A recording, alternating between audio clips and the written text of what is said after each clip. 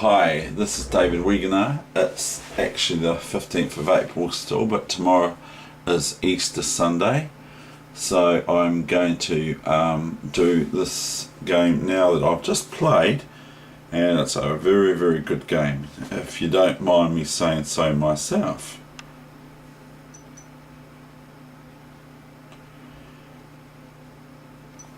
And it's my French variation, the Weegenaar French variation, as they're calling it here in New Zealand. The Weegenaar F5 French.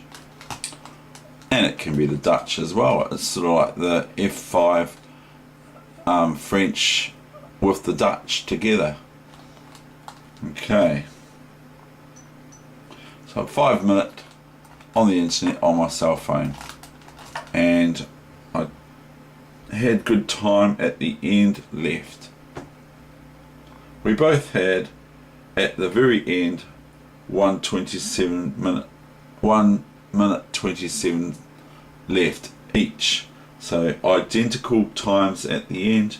My opponent is rated nearly 1700, 1693, so no mug.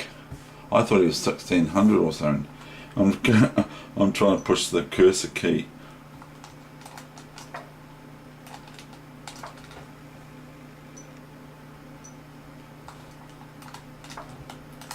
So here goes the classic David Weegenaar from New Zealand F5 variation of the French, and lots of grandmasters and world champions and that would scoff at the move, and they do.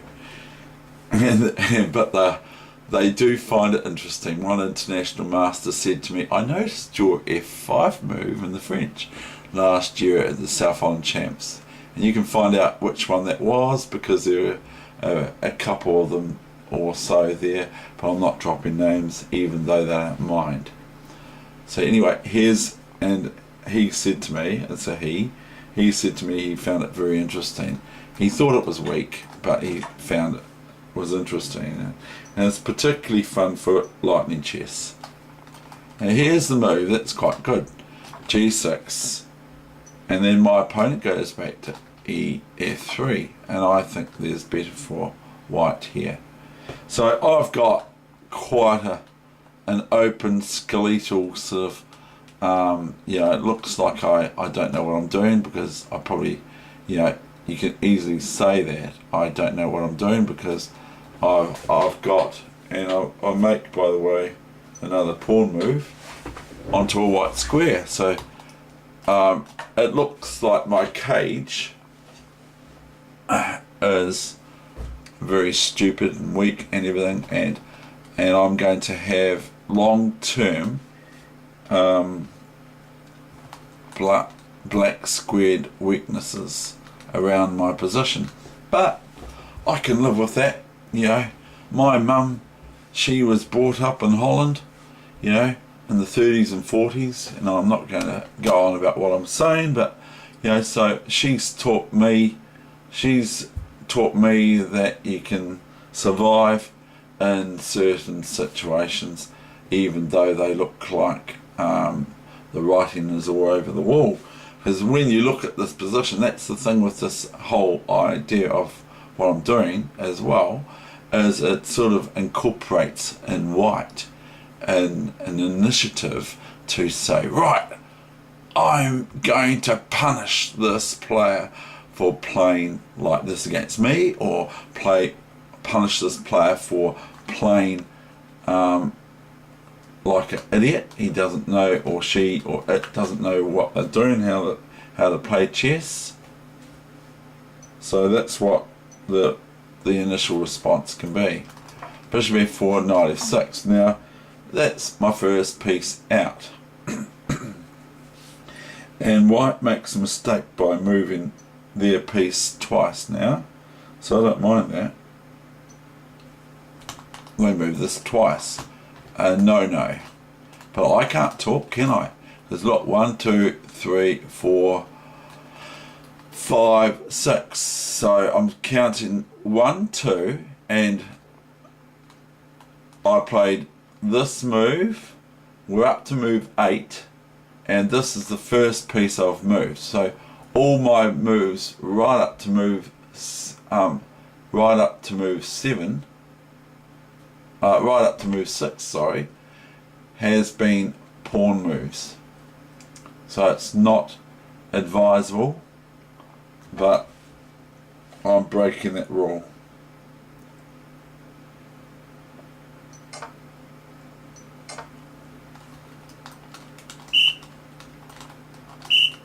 Oops, what happened here? Okay. Bishop he's having naught, naught, naught, naught. Now that invites white into going here and all this stuff and playing for that thing, but they choose not to. They choose to take this bishop, which is quite good to, this knight. They choose to take this knight on f6 because this knight does have the capability, we have the technology to place itself onto e4, as you've seen in other games. So that here white takes my knight on f6. Now watch this. See, white's just going crazy at my king now, and I just after h5, I'd be stupid if I leave this pawn here to take here, because then I'm just going to be asking for immediate issues on my king side. So play g5.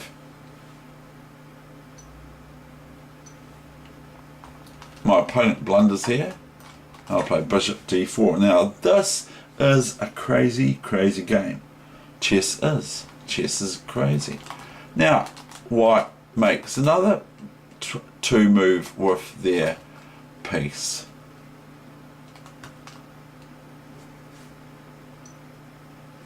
And I go all the way back to h8, hiding it as well.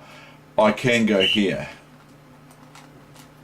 I can go here because simply of I don't want to start analysing for you. So if you can do this for me, please. Bishop takes bishop pawn, or bishop f5. My wee pawn will be going missing. Bishop f5 takes back.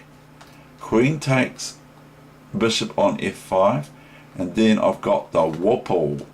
Bishop b2 check, and thereafter rook f5 takes the queen, you see.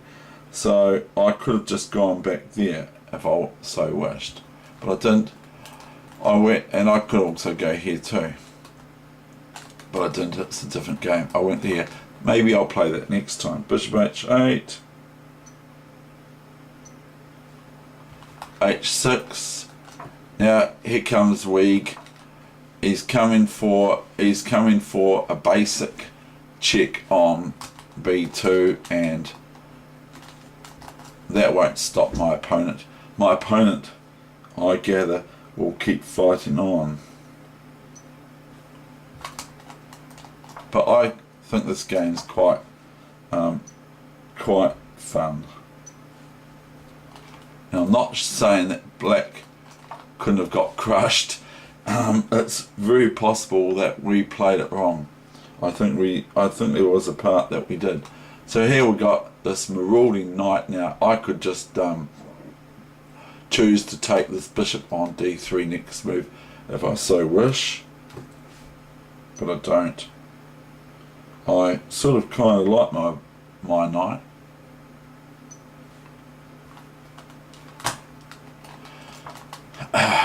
Now I just move this here, of course, and now white plays a good, what I consider a good lightning move, f4, and I take it. I could just take this and play g4, but that's another game. I take it. A bit greedy, eh?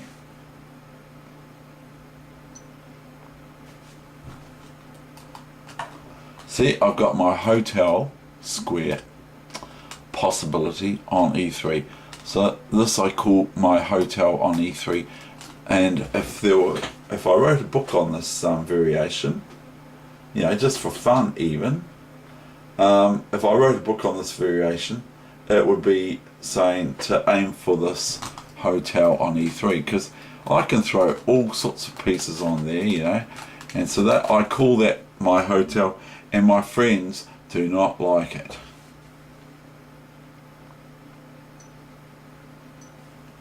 So my opponent just goes queen d2, I just go knight here.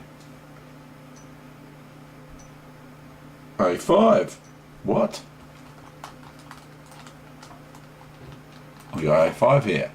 I'm just going, yeah, I should be, realistically, I should just concentrate on this hotel square, you know, and centralize and build up. I have to be very careful though. I'm not saying I don't. I have to be careful and that sort of thing. Because white can play,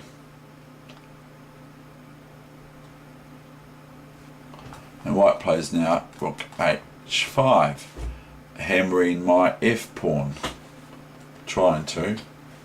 I'm sort of ignoring it, sort of, by what I play. Now, it might not be the best move in the world because I play b4 and my opponent goes rook g5.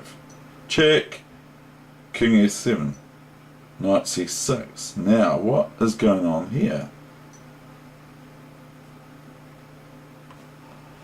King f7, knight c6. What? I went, what? Like Kasparov does. What? When he was playing unarmed and he went and lightning chess. What? What's that? He couldn't understand what it was. So I take this knight. I haven't got time to work out, and this was quite a good game for me because I was quite fast and so was my opponent. We only used 127. We had 127 left on our clocks each.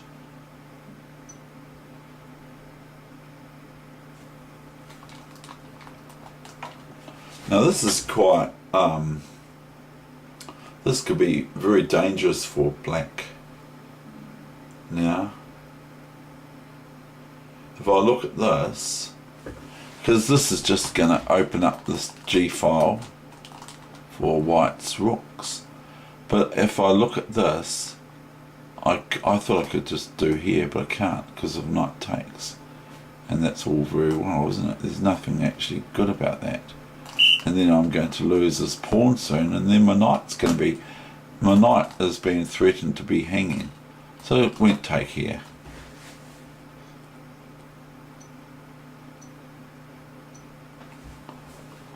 And my opponent went take, take, take here, or I watch bishop c3.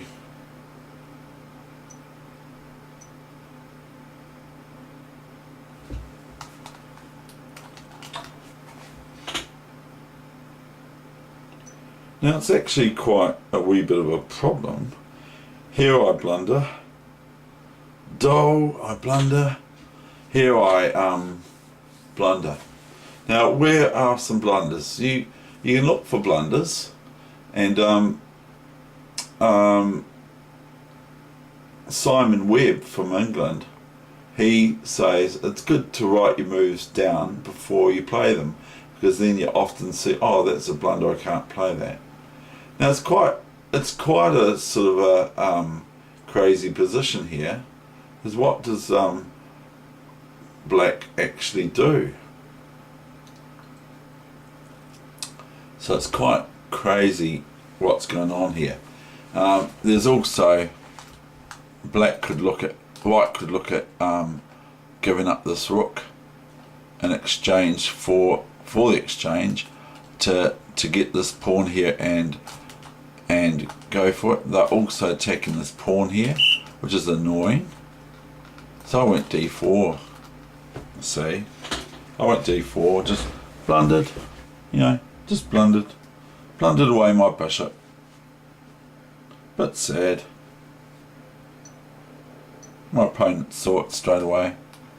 Went knight here, king here. Now this is just about possible for white, just about, but it isn't.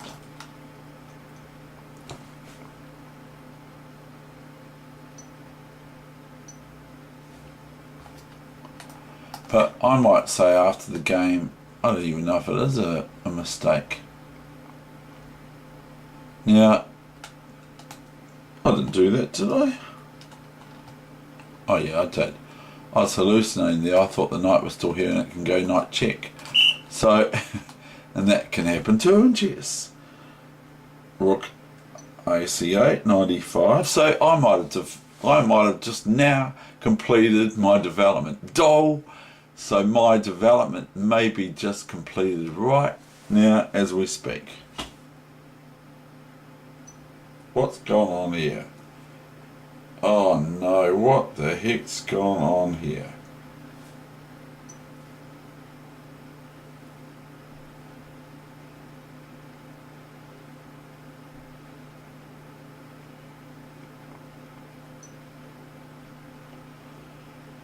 Oh, I don't know what's happened with my thing. Oh no, this is such a nice game. Where is it? Oh no. So it's just turned off on my chess, and I want to find my game.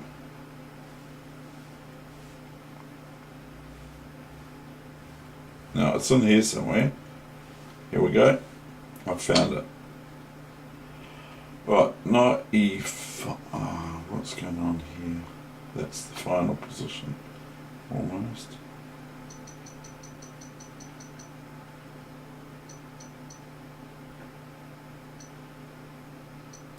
Right, here we go, knight e5. So, sorry about that, people, but what happened was, is it just stopped remembering that I'm analysing this for you.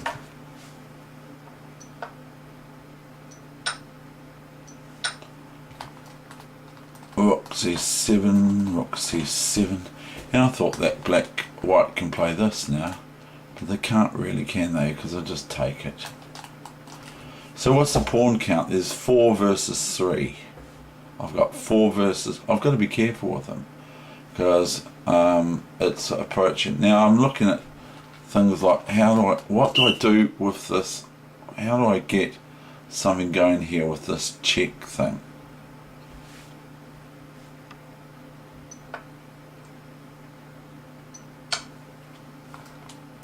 Here comes black. Problem. Check. And now this is no good because I win a piece. This is no good because I go rook takes or knight takes from my hotel on e3. Now isn't that good? Isn't that good? You know, like where do you get that in the French as black? Where do you get a hotel on e3? Where do you get one? You tell me.